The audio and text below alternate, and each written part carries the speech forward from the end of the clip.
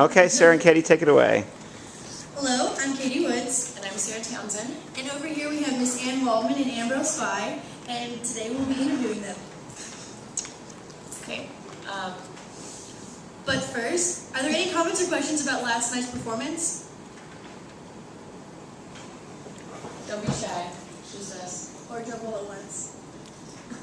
I just wanted to say, maybe to get into the subject, the notion of collaboration has always been important to my life and my work. So, I'm very interested in the kinds of possibilities that arise when you're working with somebody who's coming from another discipline, and how you can makes you more attentive to your language, makes you more attentive to sound, to gap, and that sort of thing. So I've worked over the years, many years, with a number of musicians, visual artists, dancers, etc. So it's been, very interesting collaboration working with Ambrose's soundscapes and what they allow me to do vocally, and ways that the poem can have a certain kind of integrity that is enhanced, I think, sometimes by the sound. So collaboration, I think, would be a starting point if anybody's interested in that. It's very important to me to also be able to hear the words, because often I've worked with,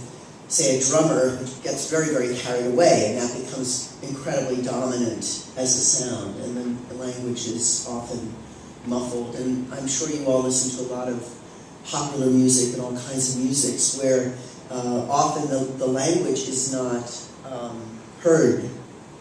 I mean, isn't that the case often? I mean, I find with even my own life and, listening for years to all kinds of musics. And I think jazz, of course, is the great, non-vocal, but it's so, the vocalists in jazz and so on, but the sense of the talking instruments, I think, in jazz has always been interesting, where you don't need that kind of endless language. So if that's a starting point, collaboration. Do you find it easier to use music, like to relate it to music, or just to write it like straight out?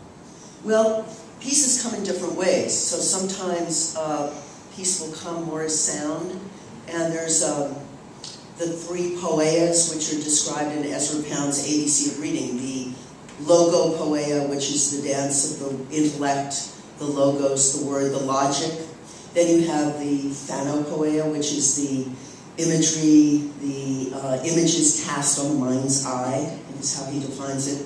And then the melopoeia, which is, of course, melody. So the view is that all those things are inside any poem anyway, and that some kinds of writing is more of one or the other, but they're always within, you can't, that's embedded in language when you're using it in these ways.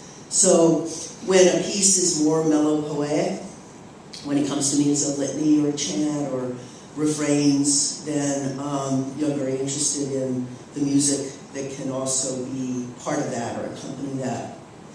So there's pieces that are more litany-like. I'm putting makeup on empty space, all patterns convening on empty space, and makeup on empty space, and this kind of refrain. It's interesting then to think of that more musically.